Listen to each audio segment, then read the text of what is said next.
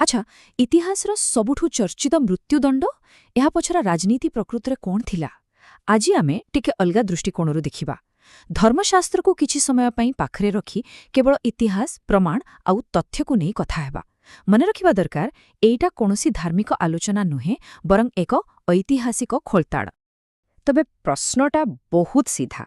ଜଣେ ଗ୍ୟାଲିଲିର ସାଧାରଣ ପ୍ରଚାରକ ଦୁନିଆର ସବୁଠୁ ଶକ୍ତିଶାଳୀ ସାମ୍ରାଜ୍ୟ ମାନେ ରୋମ୍ ପାଇଁ ଏତେ ବଡ଼ ବିପଦ ପାଲଟିଗଲେ କେମିତି? କ'ଣ ଥିଲା କାରଣ? ଚାଲନ୍ତୁ ଏହି ଐତିହାସିକ ରହସ୍ୟର ପରଦା ଉଠେଇବା। ଆଉ ଏହାର ଉତ୍ତର ଧର୍ମ ଭିତରେ କମ୍, ବରଂ ରାଜନୀତି ଆଉ ସାମ୍ରାଜ୍ୟର ନିୟନ୍ତ୍ରଣ ଭିତରେ ବେଶୀ ଲୁଚି ରହିଛି। ଆମେ ଯାହା ଦେଖିବାକୁ ଯାଉଛେ ସେଇଟା ହେଲା ଯେ ଏହି ମୃତ୍ୟୁଦଣ୍ଡ ଧର୍ମ ପାଇଁ ନୁହେଁ, ବରଂ ଏକ ପକ୍କା ରାଜନୈତିକ ନିଷ୍ପତ୍ତି ଥିଲା। ଏହା ପଛରେ ଥିଲା କ୍ଷମତାର ଖେଳ, ନିୟନ୍ତ୍ରଣ ରଖିବାର ଚେଷ୍ଟା, ଆଉ ସବୁଠୁ ବଡ଼ କଥା ବିଦ୍ରୋହର ଭୟ। ପୂରା କାହାଣୀକୁ ବୁଝିବାକୁ ହେଲେ ଆମକୁ ପ୍ରଥମେ ସେ ସମୟର ମାହୋଲକୁ ବୁଝିବାକୁ ପଡ଼ିବ। ଆଉ ସେତେବେଳେ ଜିହୁଦା, ଆପଣ କହିପାରିବେ, ଗୋଟେ ବାରୁଦ ସ୍ତୂପ ଉପରେ ବସିଥିଲା। ଯେକୌଣସି ମୁହୂର୍ତ୍ତରେ ବିସ୍ଫୋରଣ ହେବାର ସମ୍ଭାବନା ଥିଲା। ଦେଖନ୍ତୁ, ପ୍ରଥମ ଶତାବ୍ଦୀରେ ଜିହୁଦା ଥିଲା ରୋମ୍ର ଏକ କବ୍ଜା କରାଯାଇଥିବା ପ୍ରଦେଶ। ରୋମ୍ ପାଇଁ ଏହି ଜାଗାର ମୂଲ୍ୟ ଦୁଇଟା ଜିନିଷରେ ଥିଲା। ଗୋଟେ ହେଲା ସ୍ଥିରତା, ଆଉ ଦ୍ୱିତୀୟଟି ହେଲା ଟିକସ। ସେମାନେ ପ୍ୟାକ୍ସ ରୋମାନା ବା ରୋମୀୟ ଶାନ୍ତି କଥା କହୁଥିଲେ ସତ, କିନ୍ତୁ ଏହାର ଅସଲ ମତଲବ ଥିଲା ଖଣ୍ଡାମୁନରେ ଶାନ୍ତି। ସିଧା କଥା, ଟିକସ ଦିଅ ଆଉ ପାଟି ବନ୍ଦ ରଖ, ବାସ୍। ରୋମ୍କୁ ଆଉ କିଛି ଦରକାର ନଥିଲା। ଆଉ ଏହି କାମ ପାଇଁ ଯିଏ ଥିଲେ ସେ ହେଲେ ଗଭର୍ଣ୍ଣର ପଣ୍ଟିୟସ୍ ପିଲାତ୍। ତାଙ୍କ କାମର ଲିଷ୍ଟ ବହୁତ ସରଳ ଥିଲା। ଟ୍ୟାକ୍ସ ଆଦାୟ କର, ଶାନ୍ତି ଶୃଙ୍ଖଳା ବଜାୟ ରଖ, ଆଉ ସବୁଠୁ ବଡ଼ କଥା ହେଲା କୌଣସି ବି ବିଦ୍ରୋହକୁ ମୁଣ୍ଡ ଟେକିବାକୁ ଦିଅନି। ସେମାନଙ୍କର ଧର୍ମ କ'ଣ, ଲୋକେ କାହାକୁ ପୂଜା କରୁଛନ୍ତି, ଏସବୁରେ ରୋମ୍ର କିଛି ଯାୟାସେ ନଥିଲା, ଯେପର୍ଯ୍ୟନ୍ତ ସେହି ଧର୍ମ ରାଜନୀତିରେ ମୁଣ୍ଡା ପୁରାଉ ନଥିଲା ବା ବିଦ୍ରୋହର ନିଆଁ ଲଗାଉ ନଥିଲା। ଆଉ ଏଇଭଳି ଏକ ଉତ୍ତେଜନାପୂର୍ଣ୍ଣ ପରିସ୍ଥିତିରେ ଗୋଟେ ଶବ୍ଦ ଥିଲା ଯାହା ବୋମା ଭଳି କାମ କରୁଥିଲା, ଆଉ ସେ ଶବ୍ଦଟି ହେଲା ମସିହା। ଧର୍ମଗ୍ରନ୍ଥରେ ଏହାର ଅର୍ଥ ଥିଲା ଈଶ୍ୱରଙ୍କ ଦ୍ୱାରା ପଠାଯାଇଥିବା ଜଣେ ଶାସକ। କିନ୍ତୁ ସେତେବେଳେ ରୋମ୍ର ଶାସନ ତଳେ ଚାପି ହୋଇ ରହିଥିବା ଲୋକଙ୍କ ପାଇଁ ଏହାର ଅର୍ଥ ଥିଲା ବହୁତ ବଡ଼। ସେମାନଙ୍କ ପାଇଁ ମସିହା ଥିଲେ ଜାତୀୟ ମୁକ୍ତିର ପ୍ରତୀକ। ତ ଯେତେବେଳେ ଲୋକେ ମସିହା ଆସିବେ ବୋଲି କଥା ହେଉଥିଲେ, ସେମାନେ କେବଳ କୌଣସି ଧର୍ମଗୁରୁଙ୍କୁ ଅପେକ୍ଷା କରିନଥିଲେ, ନା, ସେମାନଙ୍କ ମନରେ ଥିଲା ଜଣେ ସାମରିକ ନେତାଙ୍କ ଚିତ୍ର। ଜଣେ ଯୋଦ୍ଧା ରାଜା, ଯିଏ ଆସିବେ, ରୋମୀୟମାନଙ୍କୁ ତଡ଼ିବେ ଆଉ ଜିହୁଦୀମାନଙ୍କୁ ପୁଣି ଥରେ ତାଙ୍କ ସ୍ୱାଧୀନତା ଫେରାଇଦେବେ। ଆଉ ଏହି ପରିସ୍ଥିତିରେ ନିସ୍ତାର ପର୍ବ ବା ପାସ୍ଓଭର ଆସି ନିଆଁରେ ଘିଅ ଢାଳିବା ଭଳି କାମ କରୁଥିଲା। କାହିଁକି? କାରଣ ଏହି ପର୍ବ ହିଁ ଥିଲା ଦାସତ୍ୱରୁ ମୁକ୍ତି ପାଇବାର ପର୍ବ। ତ ଯେତେବେଳେ ଲୋକେ ମିଶ୍ରରୁ ମୁକ୍ତି ପାଇବା କଥା ମନେ ପକାଉଥିଲେ, ସେମାନଙ୍କ ମନକୁ ରୋମ୍ର ଶାସନରୁ ମୁକ୍ତି ପାଇବାର କଥା ବି ଆସୁଥିଲା। ଏହି ସମୟରେ ଜେରୁସାଲେମରେ ପ୍ରବଳ ଭିଡ଼, ଚାରିଆଡ଼େ ଜାତୀୟତାବାଦୀ ଭାବନା। ସତ କହିବାକୁ ଗଲେ ରୋମୀୟ ଶାସକଙ୍କ ପାଇଁ ଏହାଠୁ ବଡ଼ ମୁଣ୍ଡବିନ୍ଧା ଆଉ କିଛି ନଥିଲା। ହଉ, ତେବେ ଏହିଭଳି ଏକ ସ୍ପର୍ଶକାତର ପରିସ୍ଥିତିରେ ଯୀଶୁ ଏମିତି କ'ଣ କଲେ ଯେ ଶାସକଙ୍କର ନଜର ତାଙ୍କ ଉପରେ ପଡ଼ିଲା? ଆସନ୍ତୁ ସେଇଠୁ ଆରମ୍ଭ କରିବା। ଘଟଣାଗୁଡ଼ିକ ବହୁତ ଜଲ୍ଦି ଜଲ୍ଦି ଘଟିଗଲା। ଦେଖନ୍ତୁ, କିଛି ବର୍ଷ ଭିତରେ ଗ୍ୟାଲିଲିରେ ତାଙ୍କ କାମ ଆରମ୍ଭ ହେଲା। ଈଶ୍ୱରଙ୍କ ରାଜ୍ୟ ବିଷୟରେ ତାଙ୍କର ଶିକ୍ଷା ଆଉ ଆରୋଗ୍ୟ କରିବାର କ୍ଷମତା ଯୋଗୁଁ ଧୀରେ ଧୀରେ ବହୁତ ଲୋକ ତାଙ୍କ ପାଖକୁ ଆସିବାକୁ ଲାଗିଲେ। ଲୋକପ୍ରିୟତା ବଢ଼ିଲା, ଆଉ ତାପରେ ଆସିଲା ସେହି ଗୁରୁତ୍ୱପୂର୍ଣ୍ଣ ମୁହୂର୍ତ୍ତ, ନିସ୍ତାର ପର୍ବ ସମୟରେ ସେ ଜେରୁସାଲେମରେ ପହଞ୍ଚିଲେ। ଲୋକେ ତାଙ୍କୁ ରାଜାଙ୍କ ପରି ସ୍ୱାଗତ କଲେ, ଆଉ ଶେଷରେ ସେ ଯାଇ ସିଧା ମନ୍ଦିରର ଅର୍ଥନୈତିକ ବ୍ୟବସ୍ଥା ଉପରେ ଆଘାତ କଲେ। ଏଇଠୁ ହିଁ ପ୍ରକୃତ ସମସ୍ୟା ଆରମ୍ଭ ହେଲା। ଏଇଠି ଗୋଟେ କଥା ବୁଝିବା ନିହାତି ଦରକାର। ହୁଏତ ଯୀଶୁଙ୍କ ମନରେ କୌଣସି ରାଜନୈତିକ ବିଦ୍ରୋହ କରିବାର ଉଦ୍ଦେଶ୍ୟ ନଥିଲା, କିନ୍ତୁ ଯେତେବେଳେ ପରିସ୍ଥିତି ଏତେ ଗମ୍ଭୀର ଥାଏ, ସେତେବେଳେ କାହାର ମନରେ କ'ଣ ଅଛି ସେଇଟା ଗୁରୁତ୍ୱପୂର୍ଣ୍ଣ ନୁହେଁ, ବରଂ ଶାସକମାନେ ତାଙ୍କ କାମକୁ କେଉଁ ନଜରରେ ଦେଖୁଛନ୍ତି ସେଇଟା ହିଁ ସବୁକିଛି। ତାଙ୍କ କାମ ଲୋକଙ୍କ ନଜରରେ କେମିତି ଦିଶୁଥିଲା ସେଇଟା ହିଁ ମାମଲାକୁ ଆଗକୁ ନେଲା। ଆଚ୍ଛା, ତେବେ ମନ୍ଦିରରେ ଯେଉଁ ବିଶୃଙ୍ଖଳା ହେଲା ସେଇଟା ଏତେ ବଡ଼ କଥା କାହିଁକି ଥିଲା? କାରଣ ଏହା କେବଳ କିଛି ଟେବୁଲ ଓଲଟେଇ ଦେବା ନଥିଲା। ପ୍ରଥମ କଥା, ଏହା ସିଧାସଳଖ ମନ୍ଦିରର ଅର୍ଥନୈତିକ ଆଉ ଧାର୍ମିକ କର୍ତ୍ତୃପକ୍ଷଙ୍କୁ ଏକ ଚ୍ୟାଲେଞ୍ଜ ଥିଲା। ଆଉ ଦ୍ୱିତୀୟରେ, ଏହି ଘଟଣା ଯୋଗୁଁ ନିସ୍ତାର ପର୍ବର ଭିଡ଼ ଭିତରେ ଗୋଟେ ଦଙ୍ଗା ହେଇଯିବାର ପୂରା ସମ୍ଭାବନା ଥିଲା। ଆଉ ରୋମ୍ ପାଇଁ ଦଙ୍ଗା ବା ବିଦ୍ରୋହ ଥିଲା ସବୁଠୁ ବଡ଼ ବିପଦ।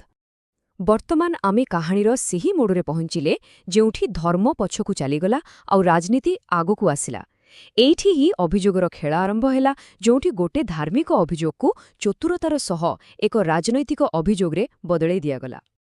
ଦେଖନ୍ତୁ, ତାଙ୍କ ଧରାଗଲା କେତେବେଳେ? ରାତି ଅଧରେ, ଚୁପଚାପ। କାହିଁକି?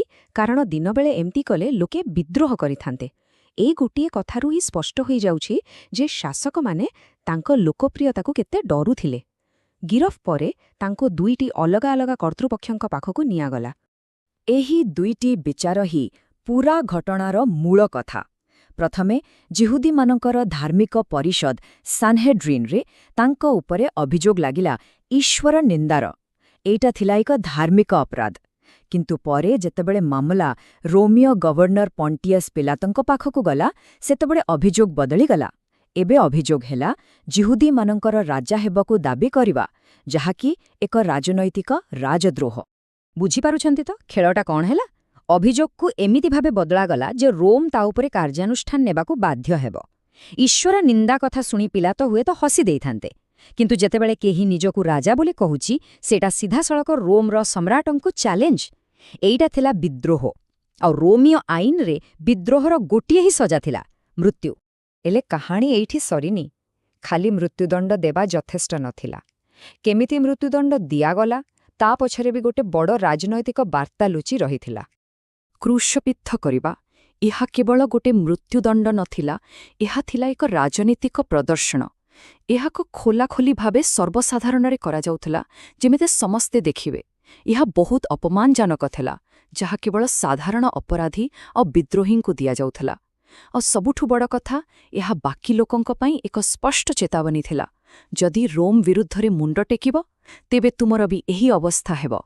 ଏପରିକି କ୍ରୁସ୍ ଉପରେ ଯେଉଁ ଜିହୁଦୀମାନଙ୍କର ରାଜା ବୋଲି ଲେଖା ହୋଇଥିଲା, ସେଇଟା କୌଣସି ସମ୍ମାନ ଦେବା ପାଇଁ ନଥିଲା। ନା, ସେଇଟା ଥିଲା ଉପହାସ କରିବାର ଏକ ମାଧ୍ୟମ। ରୋମ୍ ସମସ୍ତଙ୍କୁ ଦେଖାଇବାକୁ ଚାହୁଁଥିଲା ଯେ ଦେଖ, ଏଇ ହେଉଛି ତୁମ ରାଜାର ଅବସ୍ଥା। ଏହା ଏକ ଚେତାବନୀ ଥିଲା। ତେବେ ଶେଷରେ ଯଦି ଆମେ ସବୁ କାରଣକୁ ଏକାଠି କରିବା, ତେବେ ଚିତ୍ରଟି ପୂରା ସ୍ପଷ୍ଟ ହୋଇଯାଉଛି। ତାଙ୍କର ବଢ଼ୁଥିବା ଲୋକପ୍ରିୟତା, ମନ୍ଦିରରେ ବିଶୃଙ୍ଖଳା ସୃଷ୍ଟି କରିବା, ମସିହ ଭାବନାର ସମ୍ପର୍କ ଆଉ ତାଙ୍କର ରାଜ୍ୟ ଶବ୍ଦର ବ୍ୟବହାର, ଏସବୁ ମିଶି ତାଙ୍କୁ ରୋମୀୟ ଶାସନ ପାଇଁ ଏକ ବିପଦ କରିଦେଲା। ତାଙ୍କର ଉପସ୍ଥିତି ଯୋଗୁଁ ନିସ୍ତାର ପର୍ବ ସମୟରେ ଅଶାନ୍ତି ସୃଷ୍ଟି ହେବାର ଭୟ ଥିଲା, ଆଉ ରୋମ୍ ପାଇଁ ନ୍ୟାୟଠାରୁ ବେଶୀ ଜରୁରୀ ଥିଲା ନିଜର ଶାସନକୁ ସ୍ଥିର ରଖିବା। ସେଥିପାଇଁ ତାଙ୍କୁ ମୃତ୍ୟୁଦଣ୍ଡ ଦିଆଗଲା। ତେବେ ମୂଳ ପ୍ରଶ୍ନଟା ହେଉଛି ଏଇଆ, ଯଦି ଧାର୍ମିକ ବିଶ୍ୱାସକୁ କିଛି ସମୟ ପାଇଁ ପାଖରେ ରଖିଦେବା, ତାହେଲେ ପ୍ରକୃତରେ କେଉଁ କାରଣ ଯୀଶୁଙ୍କ ମୃତ୍ୟୁ ପାଇଁ ଦାୟୀ ଥିଲା? ଏହା କେବଳ ଗୋଟେ ଧାର୍ମିକ ପ୍ରଶ୍ନ ନୁହେଁ, ବରଂ ଗୋଟେ ଐତିହାସିକ ଆଉ ରାଜନୈତିକ ଗୁମର, ଯାହାକୁ ଆଜି ଆମେ ଖୋଲିବାକୁ ଚେଷ୍ଟା କରିବା। ଆଉ ଜାଣିଛନ୍ତି, ଏହାର ଉତ୍ତରଟା ବହୁତ ସିଧାସଳଖ। ଏହି ପୂରା ଘଟଣାଟା ଗୋଟେ ହାଇ ପ୍ରୋଫାଇଲ୍ ରାଜନୈତିକ କ୍ଷମତା ଲଢ଼େଇରେ ହିଁ ଲୁଚି ରହିଛି। ଏହା ଧର୍ମ ବିବାଦଠାରୁ ବହୁତ ବେଶୀ କିଛି ଥିଲା। ଏହା ଥିଲା କ୍ଷମତା ପାଇଁ ଏକ ସଂଘର୍ଷ। ଚାଲନ୍ତୁ ଏହାର ଗଭୀରକୁ ଯାଇ ପ୍ରମାଣଗୁଡ଼ିକୁ ଗୋଟି ଗୋଟି କରି ଦେଖିବା। ତେବେ ଆସନ୍ତୁ ଆମର ପ୍ରଥମ ଭାଗକୁ, ଏକ ରାଜନୈତିକ ପ୍ରଶ୍ନ। ଦେଖନ୍ତୁ, ଆମେ ଯାହା ବି କଥା ହେବା, ସେସବୁ ଐତିହାସିକ ପ୍ରମାଣ ଉପରେ ଆଧାରିତ ହେବ, କୌଣସି ବିଶ୍ୱାସ ଉପରେ ନୁହେଁ। ସବୁଠୁ ଆଗ ଗୋଟେ କଥା ସ୍ପଷ୍ଟ କରିଦେବା ଦରକାର। ଯୀଶୁଙ୍କୁ ମୃତ୍ୟୁଦଣ୍ଡ ଦିଆଯିବାଟା କେବଳ ବାଇବଲରେ ଲେଖାଥିଲା କାହାଣୀ ନୁହେଁ। ନା, ଏହା ଏକ ପ୍ରକୃତ ଐତିହାସିକ ଘଟଣା। ସେତେବେଳର ରୋମୀୟ ଆଉ ଜିହୁଦୀ ଐତିହାସିକମାନେ ବି ଏକଥା ଲେଖିଛନ୍ତି। ମାନେ ଏହା ଘଟିଥିଲା, ଏକଥା ପକ୍କା। ହେଲେ ପ୍ରଶ୍ନ ହେଉଛି କାହିଁକି? ଆଉ ସେହି କାହିଁକିର ଉତ୍ତର ପାଇବାକୁ ହେଲେ ଆମକୁ ଯିବାକୁ ପଡ଼ିବ ଆମର ଦ୍ୱିତୀୟ ଭାଗକୁ, କ୍ଷମତାର ସଂଘର୍ଷ। କାରଣ ସେତେବେଳର ଜିହୁଦିଆରେ ତିନୋଟି ବଡ଼ ଶକ୍ତି ପରସ୍ପର ସହ ଟକ୍କର ଦେଉଥିଲେ। ଆଉ ଏହି ଟକ୍କରକୁ ବୁଝିପାରିଲେ ହିଁ ପୂରା ଘଟଣାର ଚାବି ଆମ ହାତକୁ ଆସିଯିବ। ଏଠି ଗୋଟେ ଶବ୍ଦକୁ ବୁଝିବା ବହୁତ ଜରୁରୀ, ତା ହେଲା କ୍ରିଜମାଟିକ୍ କ୍ଷମତା। ଏହା କ'ଣ?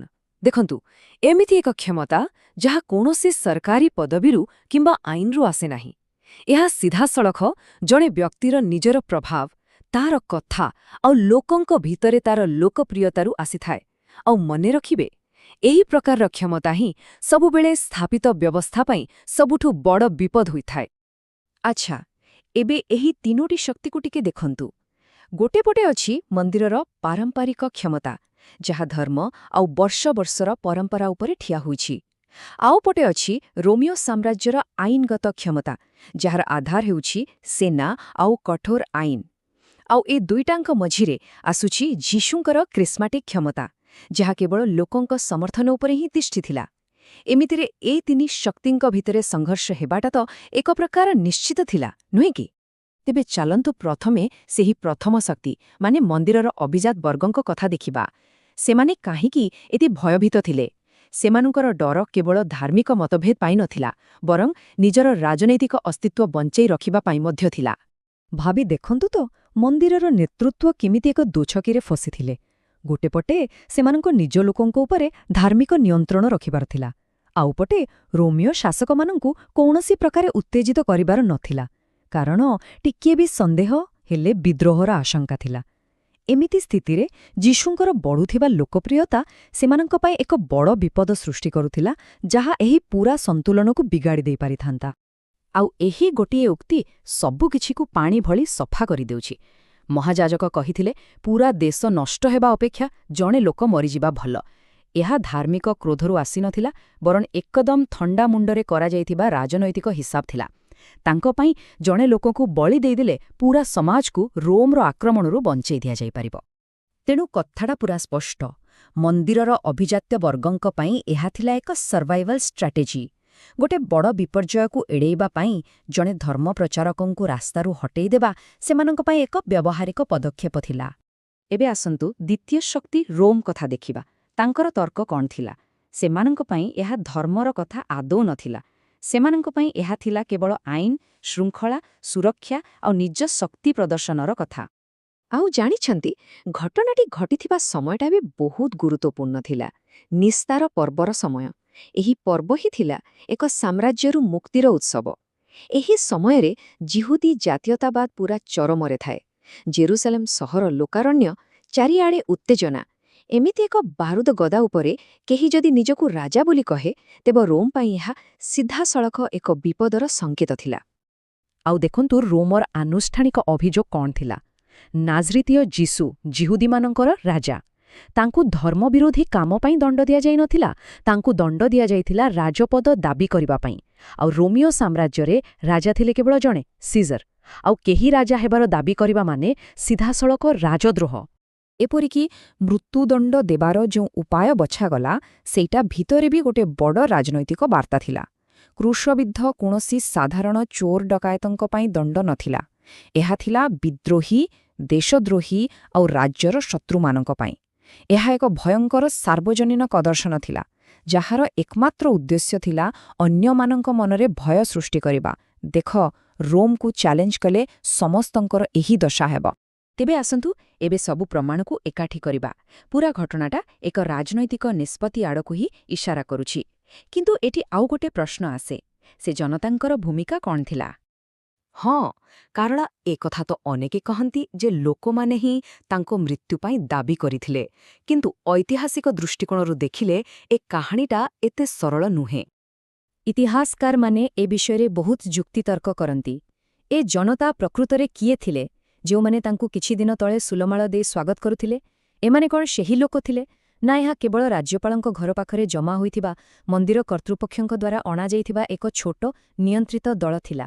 ଆଉ ଗୋଟେ କଥା ମନେ ରଖିବା ଦରକାର, ଉତ୍ତେଜନାପୂର୍ଣ୍ଣ ମାହୋଲରେ ଲୋକଙ୍କୁ ଡର ଦେଖି ସହଜରେ ନିୟନ୍ତ୍ରଣ କରାଯାଇପାରେ।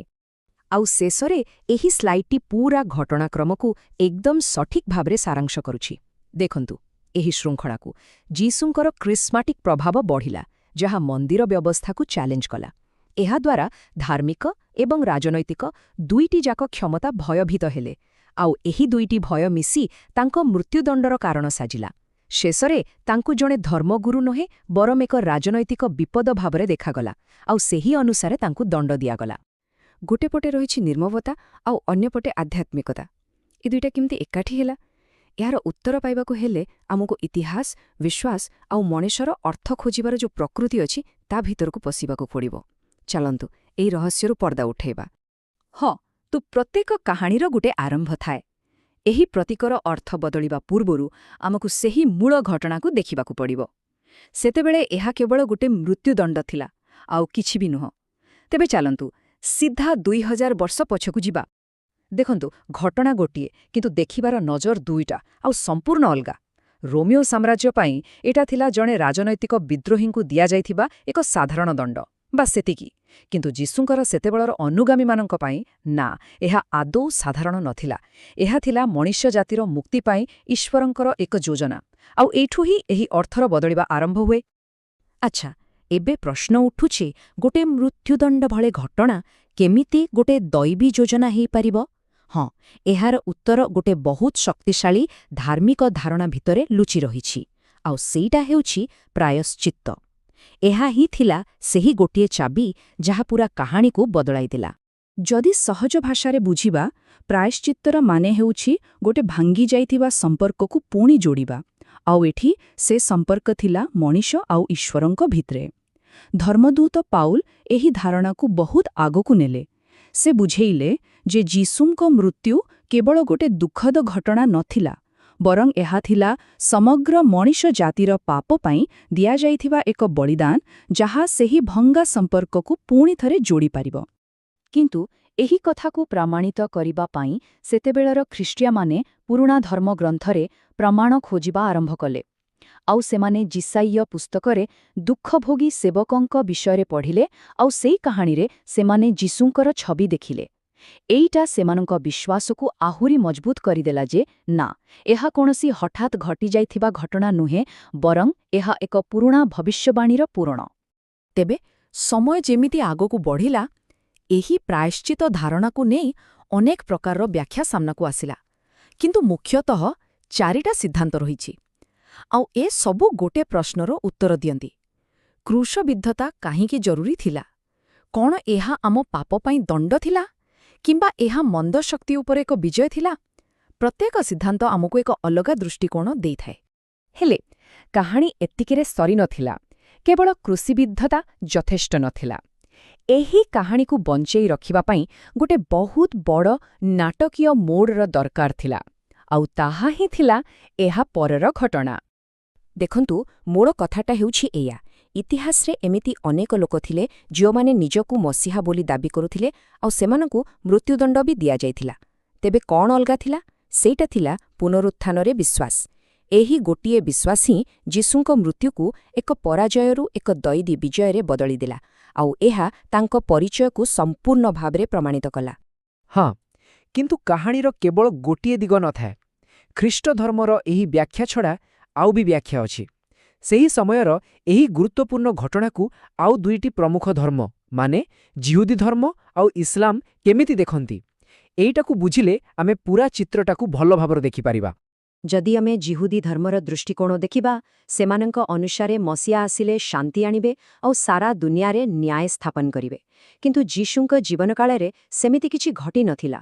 ସେଥିପାଇଁ ତାଙ୍କୁ ମସିହା ଭାବରେ ଗ୍ରହଣ କରାଯାଏ ନାହିଁ। ତେଣୁ ତାଙ୍କର ମୃତ୍ୟୁକୁ କେବଳ ଏକ ରାଜନୈତିକ ମୃତ୍ୟୁଦଣ୍ଡ ଭାବରେ ଦେଖାଯାଏ, କୌଣସି ଧାର୍ମିକ ବଳିଦାନ ନୁହେଁ। ଆଉ ଇସଲାମ ଧର୍ମରେ ଏତି କଥାଟା ଆହୁରି ଅଲଗା। ଇସଲାମରେ ଯୀଶୁ ବା ଇଶା ଜଣେ ବହୁତ ସମ୍ମାନିତ ପୈଗମ୍ବର, ଆଉ କୁରାନ ଅନୁସାରେ ତାଙ୍କୁ କ୍ରୁଶବିଦ୍ଧ କରାଯାଇ ହିଁ ନଥିଲା, ବରଂ ଈଶ୍ୱର ତାଙ୍କୁ ସିଧା ସ୍ୱର୍ଗକୁ ଉଠାଇ ନେଇଥିଲେ। ତେଣୁ ଏଠି ବ୍ୟାଖ୍ୟାଟା ସମ୍ପୂର୍ଣ୍ଣ ଭିନ୍ନ, ଯେଉଁଠି ମୃତ୍ୟୁଦଣ୍ଡ ଘଟଣାଟି ହିଁ ଘଟିନଥିଲା। ଆଚ୍ଛା, ଧର୍ମଶାସ୍ତ୍ର କଥା ତ ବହୁତ ଥିଲା। ଏବେ ଆସନ୍ତୁ ଟିକେ ଦର୍ଶନ ଆଡ଼କୁ ଯିବା।